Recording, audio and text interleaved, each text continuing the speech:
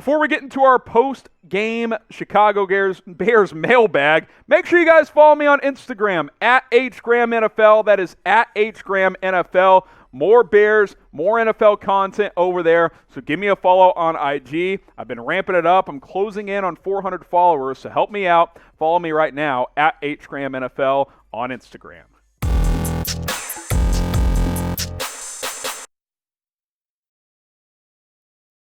You're watching Chicago Bears Now. I am your host, Harrison Graham. It is mailbag time, so use hashtag Bears or Super Chat to get your questions on the show, and we will answer your questions for the next 10 or 12 minutes. From the Duke with the Super Chat, what a terrible game. This is following the Lions, the win over the Lions, of course. Nagy gets a 5-year extension announced on Friday. LOL, I hate my team, but I love you all. Nagy's not going to be staying here. Now, he may not, be here. He may be here through the end of the season. We'll have to wait and see, but no way he gets a 5-game extension after that Thanksgiving victory. Anthony Burley, don't know if we're even capable of pulling this off, but I'd definitely like to see Lewis in the front office, Louis Riddick, and, of course, Kansas City's offensive coordinator as coach. That's Eric Bieniemy. I like Bieniemy. He's not my top choice at this point because he doesn't call plays, and I want a proven play caller, but I'd be fine with him. He wouldn't be my top guy, but he would be in the mix for this team's head coach. Shanav, Justin Fields a bust, ? Absolutely not. The best game a Bears quarterback has played this year was still clearly that game in Pittsburgh. Dalton played well against Detroit, but Detroit sucks. Fields played great in that Pittsburgh game, played well against the 49ers. He needs to play the rest of the season. I think he'll be ready to go against Arizona. We'll see when that game rolls around. Scott Osborne asks, why have the Bears not addressed the cornerback problem? Why did they sign Perriman, and why do they keep signing linebackers? Well, they keep signing linebackers because guys keep getting hurt. Danny Trevathan, Roquan Smith got banged up against Detroit. Hopefully that's not a major issue. But yeah, the lack of addressing CB2 after cutting Kyle Fuller was brutal. Bill with the question, will Khalil Mack be back this year? Use hashtag Bears or Super Chat to get your questions in. I don't think so. Foot surgery, they say it's season ending.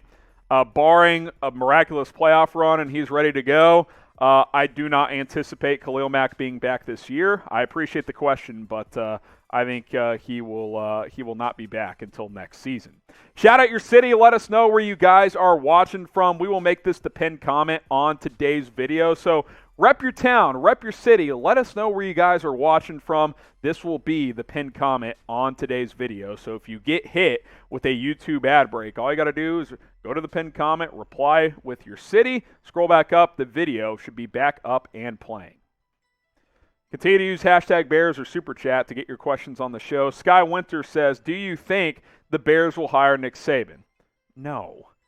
Number one, Nick Saban doesn't want to come back to the NFL. Number two, Nick Saban is like 71 years old. I don't think he'll ever take another job. He will coach at Alabama until he wants to retire, and that'll be the end of his coaching career. He failed in the NFL. Not saying he would fail again, but I don't think he has any interest in doing that whatsoever. Fried rice, boy. Do you think Dalton should finish the season? No. If Fields is ready, he should start, period. Fields was playing well before he got banged up. Now, he didn't play great against Baltimore, but the 2 games prior, thought he played really well. Dalton's valuable. If he needs to play, he can play at a decent level. But the rest of the season should only be about getting Fields reps, really. I mean, I think that's what this thing should be all about. Alan Watson, fire Nagy or fire both Nagy and Pace? Probably both, honestly. I don't think giving Ryan Pace a chance to hire another coach makes a ton of sense. We'll see. There's a lot of chatter that Pace might be trying to distance himself from Matt Nagy, but I think a whole new regime is probably what's needed. Bloody Mary commentary. Ooh, that sounds interesting. Some people have said it doesn't matter who the coach is. The Bears don't have the players aside from Justin and Monty. Do you agree with this? I don't really agree with that. There's some young, promising players on both sides of the ball. You have Darnell Mooney on offense with Montgomery, Khalil Herbert and Cole Kmet. Those are all nice young players with some promising offensive linemen. I think Larry Borum has shown a little something. Hopefully Devin Jenkins can get out there. Now you need a center, and we'll see what they do at guard if they keep Daniels long term or if they need to replace him. And on defense, you have some good young players. Jalen Johnson is a good young piece. Roquan Smith is a tremendous linebacker. We'll see long term with Khalil Mack and Robert Quinn, but they're still really good players. So I don't think it's a bad roster. I don't think it's the best roster, but I think you can make the playoffs with the right coaching with this roster as it currently sits. I firmly believe that, but you need the right coaching staff in here. BetUS is the sponsor of today's post-game show, so go to chatsports.com/Bears. Use our promo code BEARDOWN. That's chatsports.com/Bears. Promo code BEARDOWN. Put down $100, get $125 for free. Go bet on games all season long, including this NFL Sunday. Okay, Bear Forever 14. Who are your top candidates at center in the draft? Why do you think, who do you think is in the Bears' range? I haven't done a deep enough dive on center. I know the kid from Iowa's good, but he's probably going to be a first-round pick. There's a couple others in this draft. I need to do, some more draft research. I will do that. That's why you should subscribe. We'll have a video taking a look at some potential draft targets. But I do think center is a position of need, whether it's in the draft or in free agency.